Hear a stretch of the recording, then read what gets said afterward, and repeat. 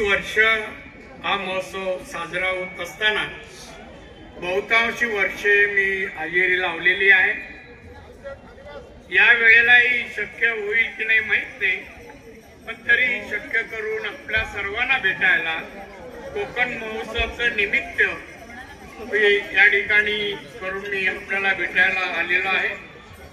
या महोत्सवाच्या निमित्ताने कार्यक्रमाला उपस्थित असलेले माझे सहकारी श्रीयुत निरंजन डावखरे आमदार साहेब, सन्माननीय सीताराम राणे अध्यक्ष, सामान्य विकास पाटील परिवहन सदस्य संतोष राणे, मंचकावरील अन्य मान्यवर, ठाण्यात इथल्या लोकांना भेटल्यानंतर राजकारणात एक प्रेरणा मिळते असे संकेत आहे। या स्तुत्य हेतूने मी आज हा कार्यक्रम स्वीकारलेला आहे। सन्माननीय सीताराम राणे यांनी ही संस्था जन्माला घातली। कोकण ग्रामविकास मंडळ गेली 25 वर्षे 26 वर्ष कोकण महोत्सव आयोजित करते।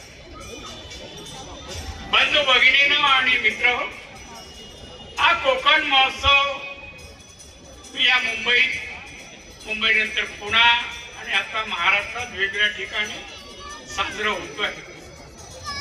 या मागचा हेतू संकल्पना माझी अशी होती, मला 1990 साली माननीय बाळासाहेब ठाकरे म्हणाले, राणे तू कोकणात जाऊन उभा राहा। साहेब, कोकणात फक्त जन्म झाला, माझं कार्यक्षेत्र मुंबई आहे, तसं मला काही कोण कोकणात ओळखत नाही। राणे तुझी मागणी आहे, तुला जावं लागेल। नमस्कार केला साहेबांना, म्हणलं हो साहेब मी निघालो। आणि 90 साली गेलो मी कोकणात, सिंधुदुर्गात गेलो मी। सिंधुदुर्गातच माझा जन्म झाला आणि सिंधुदुर्गात गेल्यानंतर 90ची निवडणूक मी लढवली पहिल्यांदा आणि त्या निवडणुकीत जिंकलोय। कोकणी माणसाने मला मतदान, मी जेव्हा बीएसटीचा चेअरमन होतो पहिल्यांदाच मला निवडून दिलं आणि त्या वेळेला संपूर्ण कोकण मी पाहिला, जवळून पाहिलं। पहिलं फक्त गावावरून मुंबईकडे एसटीने जायचं एवढंच माहित होतं कोकण, पण मी संपूर्ण गाव, तालुका, जिल्हा पूर्ण मी फिरलो। कोकणात अनेक समस्या होत्या त्यावेळी। जर 30-35 वर्षापूर्वी कोकण ज्याने पाहिला त्याला माहित असेल कोकणातले रस्ते कसे होते, कोकणातील पाण्याचा प्रश्न किती जटिल होता। फेब्रुवारी महिन्यानंतर 150 इंच पाऊस पडूनही प्यायला पाणी नसायचं। तिथे असलेले आरोग्य व्यवस्था, विजेचा प्रश्न, अशा सगळेच प्रश्न होते त्यावेळेला। आणि मी गेलो, आमदार झालो। आमदार झाल्यानंतर मी पहिलं महाराष्ट्र विधानसभेच्या त्या इमारतीमध्ये वाचनालय 11 माळी आणि मी ते वाचनालयात गेलो। मला आमदार, त्याचे कर्तव्य आणि कोकणावर पण लिहिलेली पुस्तकं असतील तर मला द्या। ती पुस्तकं घेतली, ती प्रत्येक समस्या, प्रश्न मी जाणून घेतले। बांधून आजचं कोकण तुम्ही पाहताय, सिंधुदुर्गासारखे रस्ते अख्ख्या महाराष्ट्रात अन्य जिल्ह्यात नाही। तुम्ही जाऊन पहा कुठेही। सिंधुदुर्ग एकमेव जिल्हा असा आहे जिथे पाण्याचा टँकर लागत नाही, 12 महिने पाणी मिळेल अशी व्यवस्था आहे। मी जेवढी धरणं त्या जिल्ह्यात प्रपोज होती, नियोजित होती, ती धरणं मी त्यावेळेला सुरू केली। आता काही धरणांचं काम सुरू आहे, ती मोठी धरणं आहे। 700, 800, 1200 कोटीची अनेक धरणं होती, पूर्ण केली मी। नियमात बसत नव्हती, बसण्यासाठी मार्ग शोधले आणि पूर्ण केली।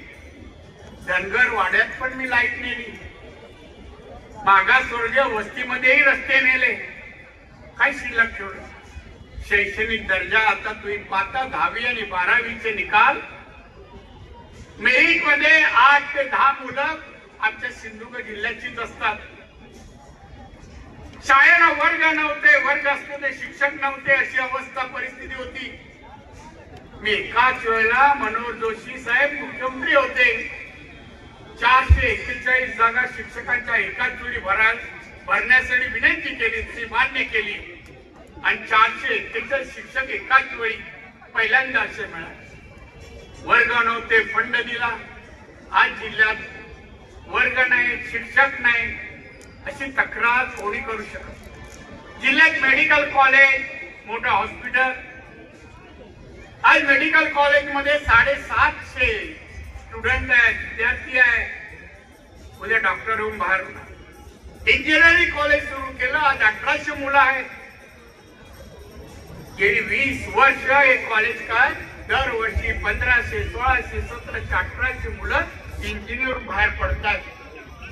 वृद्धाश्रम, वेगवेगळे महिला भवन आहेत. तिथे ही तुमची प्रोडक्ट आहेत ना, ती सगळे तिथे बनवली जातात आणि मार्केटिंग केलं. हा महोत्सव सुरू करण्यामागचा माझा हेतू होता की कोकणी माणूस, कोकणी मुलूक इथली फळं आणि इथे जेवण म्हणजे खाद्यपदार्थ याची ओळख अन्य लोकांना व्हावी, अन्य जाती धर्माच्या लोकांना व्हावी, अन्य राज्यातल्या लोकांना व्हावी. आणि म्हणून त्या दृष्टीने अशी बाजारपेठ आपल्याला मिळवण्याच्या दृष्टीने मी जे प्रयत्न केले त्यामध्ये कोकण महोत्सवाचा विषय मी लावून धरला आणि मुंबई सुरू केला. हे जे बाजारपेठ तुम्ही हे मार्केट या ठिकाणी स्टॉल लावलेत ना, पहिल्या वेळेलाही असे स्टॉल लागले. दुसऱ्या वेळा, तिसरा, दरवर्षी मी कुठल्या ना कुठल्या महोत्सवाला जायचो.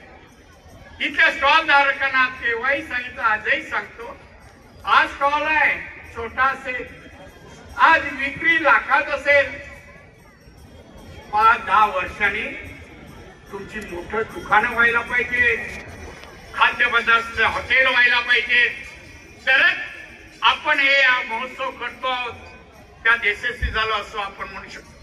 अनेक जण सकाळी त्या दादा मी आता हॉटेल सुरू केलं, कोण म्हणतं मी त्या हे पदार्थ विकण्याचं स्टोर सुरू केलं. ऐकून बरं वाटतं, बरं वाटतं. बांधवणे इथे येणारे लोक हे मालवणीच असावे असं मला वाटत नाही. त्यांनी द्यावं, त्यांनीच घ्यावं, म्हणजे ह्या पैशातले की पैसे ह्या खिशात एवढंच होईल. मला वाटतं अन्य भाषिकांनी यावं, गुजराती, मारवाडी, पंजाबी, सिंधी, हिंदू सगळ्यांनी यावं आणि मालवणी जेवणाची टेस्ट करावी. आज मुंबईत अनेक मालवणी हॉटेल झाली आहेत, लाईन लागते, पाहून आनंद वाटतो. हॉटेलच्या बाहेर लाईन लागते, आपला नंबर कधी करा, बाहेर वास जातो ना, असेल तर अडचणा जातो. लोकांना वाटतं कधी नंबर लागतो आणि मी कधी ऑर्डर देतो. आज अशी परिस्थिती झाली आहे. मी इथल्या सगळ्या स्टॉलधारकांना शुभेच्छा देतो, तुमची प्रगती होऊ द्या, तुम्ही पण मोठे उद्योजक होऊ द्या आणि त्यासाठी माझ्या शुभेच्छा. बांधवणं कोकण हा एक निसर्गरम्य भाग आहे. आपल्याला आपण राहतो तिथे आपल्याला त्याचं महत्व नाही माहित आणि म्हणून मी 97-98 ला सिंधुदुर्ग जिल्हा भारतातील एवढे जिल्हे आहेत एकमेव जिल्हा टुरिझम डिस्ट्रिक्ट पर्यटन जिल्हा म्हणून मी मंजूर करून केंद्राकडून आणला. आज आपण पाहताय सिंधुदुर्गाचं परिवर्तन पर्यटन जिल्ह्यामुळे झालं. तसं निधी तसा येतो, निधी तसा येतो. वेंगुर्ल्याला 5 5 स्टार येत आहे, काय नाही, चौपदरी रस्ता झाला. पहा तुम्ही, त्या हायवेने जाताना वाटत नाही कोकणातून चाललो. त्या रस्त्याचा अजून मध्ये जो भाग आहे दोन्ही बाजूच्या मध्ये ती फुटपाथ आहे, ती सुशोभीकरणाला पण मी नितीन गडकरी 12 कोटी आणले, काम चालू आहे. काही सोडलं नाही. पण त्या जिल्ह्यात फिरताना निसर्ग पाहिल्यानंतर आनंद अन्य लोकांना व्हावा, बाहेरच्या जिल्ह्यातील लोक व्हावा, बाहेरच्या राज्यातील लोकांना व्हावा, त्यांनी यावं, पर्यटकांनी यावं, आमच्या हॉटेलमध्ये विविध उपक्रमामध्ये पैसे खर्च करावे आणि ते पैसे आमच्या लोकांच्या खिशात जावे, बँकेत जावे आणि त्यांनी प्रगती साध्य करावी, हा माझा हेतू होता. साध्य झाला असं कधीच म्हणणार नाही, प्रयत्नशील. बरेच सी वर्ड आणायचा आहे. मालवणला डिस्नीलँड साठी मी जागा राखून ठेवली आहे. सी वर्ड साठी 100 कोटी मी जागेसाठी दिलेही होते. काही लोकांनी आंदोलन आमका नको हाय नको थय करा हे वाक्य मी ऐकायला नाही. काही उपक्रम विमानतळ करायला गेलो तेव्हा जागा हे करताना मोजताना आले 5-50 लोक. आमची जमीन आमची शेती होते इथे विमानतळ नको आम्हाला काही गरज नाही. मग मला एक आंदोलन होतं. मी एक दिवशी गावी होतो. मला म्हणजे आंदोलन मी गेलो तिथे. गेलो बाबा तुझी कुठे शेती आहे जरा दाखव. दगड काळे दगड आहे त्याचे ही जागा आहे ना काळे दगड गवतही येत नाही आणि हे म्हणतात शेती आहे. मी कलेक्टर रोडला ऍक्विशन सुरू करा मी उभा राहतो. असं कोण ऍक्विशन आता काय काय भाषा काही टेक्निकल गोष्टीमुळे काही दिवस बंद आहे. पण किती लोकांची व्यवस्था सोय होते. 35 मिनिटात आपण आपल्या गावी पोहोचतो. 35 मिनिटात. आता ट्रेन बघा ट्रेन आपली बघा ही ट्रेन ट्रेनवर सगळीकडे जाते. आता सेकंड ट्रॅक पण येईल. उद्या बोट. आज तुम्ही बघा समुद्र किनारा मालवण वेंगुर्ला देवगड इतकी हॉटेल्स येत आहे. व्यवसाय बघा तारकर्ली यावर्षी 31 डिसेंबरला आपण पाहायला पाहिजे. नाक्यावरून मालवणच्या नाका ते देवबागला जायला 1.5-2 तास लागले लोकांना. एवढी रश होती एवढी रश होती. आज लाखो रुपये लोक कमवत आहेत. अहो तिथे ज्यांच्या पडवे आहेत तारकर्ली मालवणला मी न्यारी योजना सुरू केली त्यावेळेला पर्यटनच्या माध्यमातून एक पडवी राहायला देतात. सांगली सातारा तिकडून लोक सुट्टी देतात.